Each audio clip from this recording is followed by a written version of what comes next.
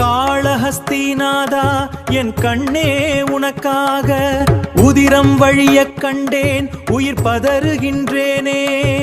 அன்புக்காக இந்த ஒரு கண்ணை தருகின்றேன். சிவனே வருவாய், சிவனே வருவாய், சிவனே வருவாய், சிவனே வருவாய்.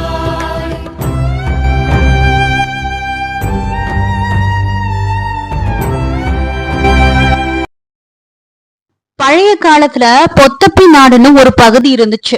அங்க வேடர் குலத்துக்கு தலைவரா நாகன் அப்படிங்கிறவர் இருந்தாரு. அவரோட பையன் தான் நம்ம திண்ணன். திண்ணன் பிறக்கும் பொழுதே நல்ல திடகாத்திரமா ஒரு ஏன பலத்தோட பிறக்கிறாரு. அவருக்கு வேட்டையாடுறதுல நிகர் யாருமே இல்ல. குறி வச்சாருன்னா அது தப்பவே தப்பாது. வில்வித்தை, ஓட்டம், வீரம்னு எல்லாத்துலயுமே கில்லாடி. ஒரு நாள் வேடர்கள் எல்லாம் சேர்ந்து ஒரு பெரிய வேட்டைக்கு போறாங்க. காளஹஸ்தி மலைப்பகுதி, அடர்ந்த காடு, சுத்தியும் பயங்கரமான விலங்குகள். திண்ணன் முன்னாடி போய்கிட்டு இருக்கிறாரு. கூட அவரோட நண்பர்கள் நாணன் மற்றும் காடன் வர்றாங்க. ஒரு காட்டு பன்றியை துரத்திக்கிட்டே திண்ணன் ரொம்ப தூரம் ஓடுறாரு. அந்த பன்றி ஒரு மலை அடிவாரத்துக்கு ஓடுது. அந்த மலைதான் காளஹஸ்தி மலை. அந்த மலையை பார்த்த உடனே திண்ணனுக்குள்ள என்னவோ பண்ணுச்சு. இதுவரைக்கும் எத்தனையோ மலைகளை பார்த்திருக்காரு. ஆனா இந்த மலை மேல அவருக்கு ஏதோ ஒரு இனம் புரியாத ஈர்ப்பு.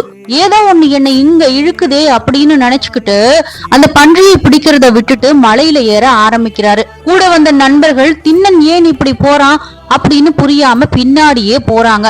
மலையோட உச்சிக்கு போனா அங்க ஒரு மரத்தடியில ஒரு சிவலிங்கம். அது வரைக்கும் திண்ணன் கோவிலுக்கோ சாமி கும்பிடவோ போனதே இல்ல.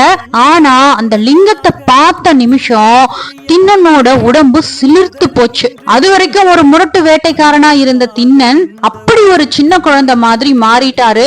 ஓடி போய் அந்த சிவலிங்கத்தை கட்டி புடிச்சுக்கிட்டாரு.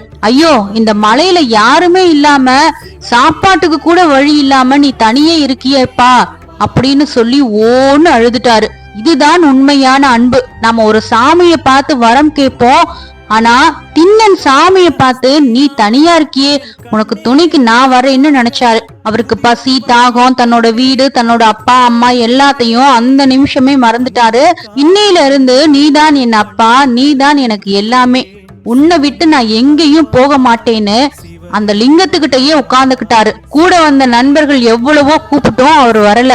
வில்லையும் அம்பையும் கையில வச்சிருந்தாலும் இப்போ அவர் கண்ணுல வேட்டைக்காரனோட வெறி இல்ல, ஒரு தாயோட பாசம் மட்டும்தான் இருந்துச்சு. சாமிக்கு பசிக்குமே, அவருக்கு என்ன பண்ணலாம்னு யோசிக்க ஆரம்பிச்சாரு. ஒரு முரட்டு வேட்டைக்காரன் ஒரு நிமிஷத்திலே ஒரு தீவிர பக்தனா மாறின அந்த தருணம் தான் கண்ணப்ப நாயனாரோட வரலாற்றுல முதல் படி. ஆனா திண்ணனுக்கு ஆகம விதிகளோ மந்திரங்களோ எந்த பூஜை புனஸ்காரங்களோ தெரியாது. அவருக்கு தெரிஞ்சதெல்லாம் அன்பு மட்டும்தான். லிங்கத்தை பார்த்ததுல இருந்து அவருக்கு ஒரே கவலை. ஐயோ, என் சாமிக்கு பசிக்குமே, இந்த காட்டுல இவருக்கு யாரு சாப்பாடு போடுவா அப்படிங்கறது மட்டும் தான் அவருக்கு தெரிஞ்சுது. உடனே வேட்டைக்கு கிளம்பினாரு.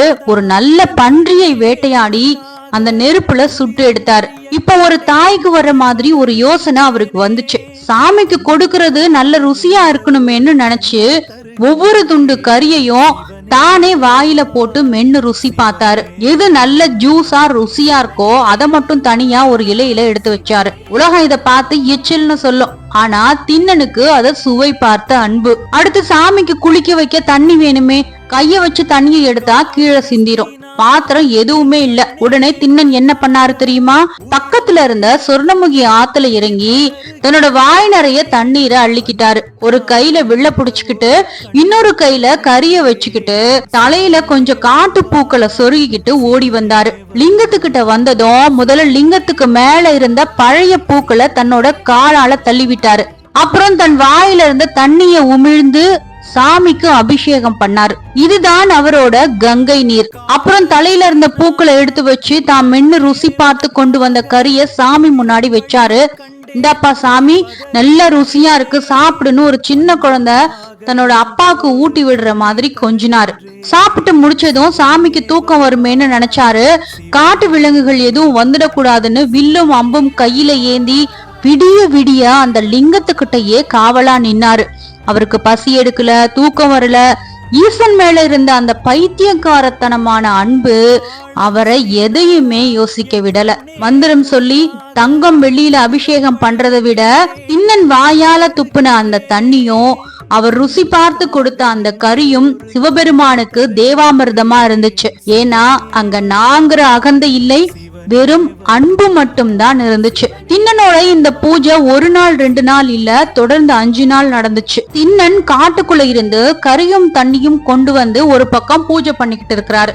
அதே லிங்கத்துக்கு வருஷக்கணக்கா ஆகம விதிப்படி பூஜை பண்ற ஒருத்தர் இருக்காரு. அவர்தான் சிவகோசரியார். அவர் ஒரு பெரிய முனிவர், ரொம்ப சுத்தமானவர், சாஸ்திரம் எல்லாம் கரைச்சு குடிச்சவர். ஒரு நாள் காலையில வழக்கம் போல குளிச்சு முடிச்சிட்டு வந்த சிவகோசரியார் லிங்கத்துக்கிட்ட வராரு. வந்தவர் அப்படியே உறைஞ்சு போயிட்டாரு. அங்க என்ன இருக்கு? எக்கச்சக்கமான இறைச்சி துண்டுகள், அப்புறம் யாரோ எச்சில் துப்புன மாதிரி தண்ணி, அங்கங்க எலும்பு துண்டுகள். ஐயோ சிவசிவா, என் சாமி இருக்கிற இடத்துல இப்படி ஒரு அசுத்தமா? எந்த பாவி இப்படி பண்ணது?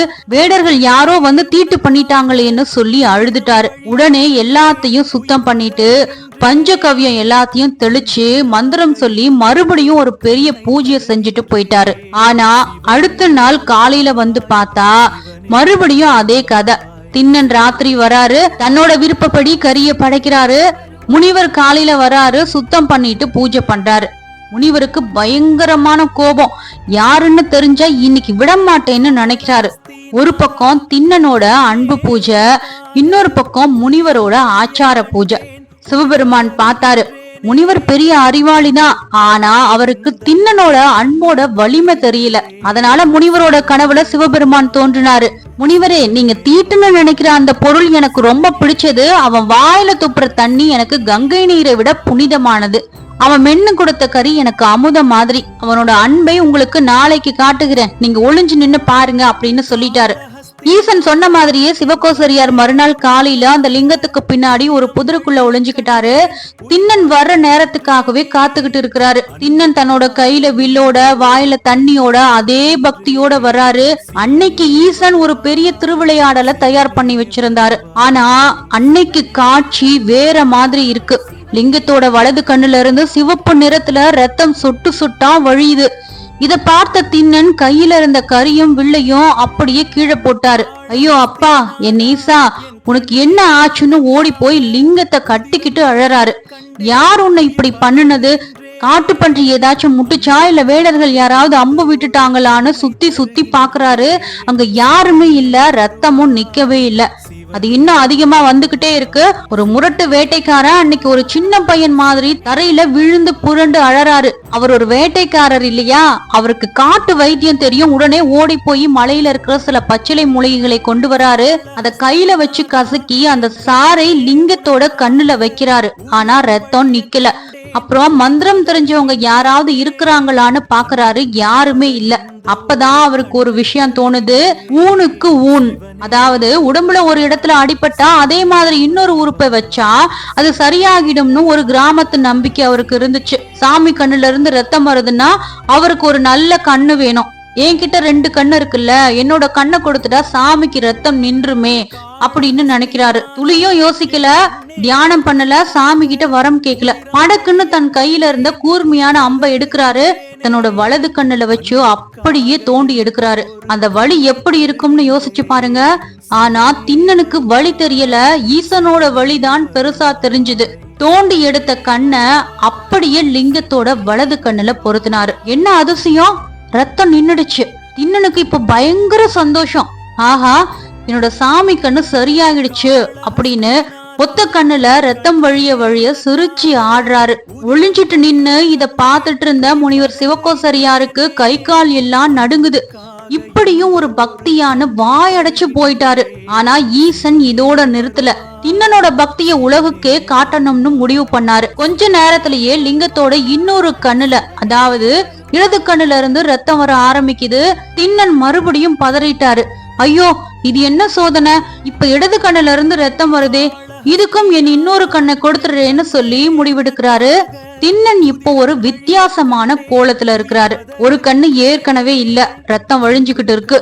ஆனா அவர் முகத்துல பயம் இல்ல, ஒரு பெரிய நிம்மதிதான் இருக்கு. தன்னோட இடது காலை தூக்கி அந்த லிங்கத்தோட இடது கண்ணு மேல வச்சுக்கிட்டாரு. ஏன்னா அடுத்த கண்ணையும் தோண்டிட்டா அவருக்கு பார்வை போயிடும், அப்புறம் லிங்கம் எங்க இருக்குன்னு தெரியாம போயிடும்ல. கால்ல அடையாளத்தை வச்சுக்கிட்டு கையில இருந்த கூர்மையான அம்ப வேகமா எடுத்து தன்னோட இன்னொரு கண்ணுல வச்சு அழுத்த போனாரு. ஒரு மனுஷன் தன்னோட 2 கண்ணையும் ஒரு கல்லுக்காக, அதாவது லிங்கத்துக்காக கொடுக்க துணிறாருன்னா அந்த அன்பு எவ்வளவு பெருசா இருந்திருக்கணும்.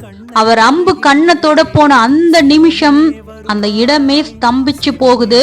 லிங்கத்துக்கு பின்னாடி ஒளிஞ்சுகிட்டு இருந்த முனிவர் சிவகோசரியார் ஐயோ வேணா நிறுத்துன்னு கத்துறாரு. ஆனா அந்த சத்தம் கேக்குறதுக்கு முன்னாடியே அந்த சிவலிங்கத்துக்குள்ள இருந்து ஒரு பிரம்மாண்டமான ஒளி கிளம்புச்சு. லிங்கத்துல இருந்து ஒரு கை வேகமா வெளியே வந்து திண்ணனோட கைய பிடிச்சு தடுதுச்சு. அப்போ ஒரு குரல் கேட்டுச்சு பாருங்க. காடு மலை எல்லாமே அதிருது. நில்லு கண்ணப்பா, நில்லு கண்ணப்பா, நில்லு கண்ணப்பா அப்படின்னு 3 வாட்டி ஈசன் சத்தம் போட்டாரு. தன்னோட பக்தனோட தியாகத்தை பார்த்துட்டு ஈசனாலேயே பொறுமையா இருக்க முடியல. லிங்கத்துக்குள்ள இருந்து முழுசா வெளிப்பட்ட சிவபெருமான் திண்ணனை அப்படியே வாரி அணைச்சுக்கிட்டாரு.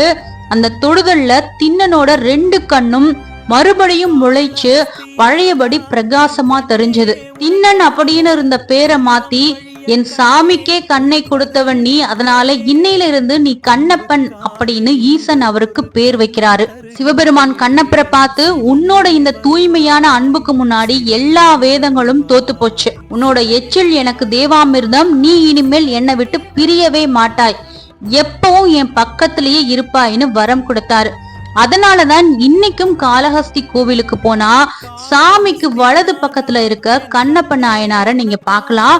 இத சுத்தி இருந்து பார்த்த முனிவர் சிவகோசரியாருக்கு இப்பதான் புரிஞ்சுது, நாம இவ்வளவு நாள் செஞ்சது வெறும் சடங்குதான், ஆனா இந்த கண்ணப்பன் செஞ்சதுதான் உண்மையான பக்தின்னு உணர்ந்து கண்ணப்ப நாயனார் கால்ல விழுந்து வணங்கினாரு. சாப்பிடுற சாப்பாடோ கும்பிடுற மந்திரமோ முக்கியம் இல்ல, ஒரு காரியத்தை எந்த அளவுக்கு மனசார அன்போட செய்யறோம் அப்படிங்கிறது தான் முக்கியம். கண்ணப்ப நாயனாரோட கதை நமக்கு சொல்லி கொடுக்கிறது ஒன்னே ஒண்ணுதான், அன்பே சிவம்.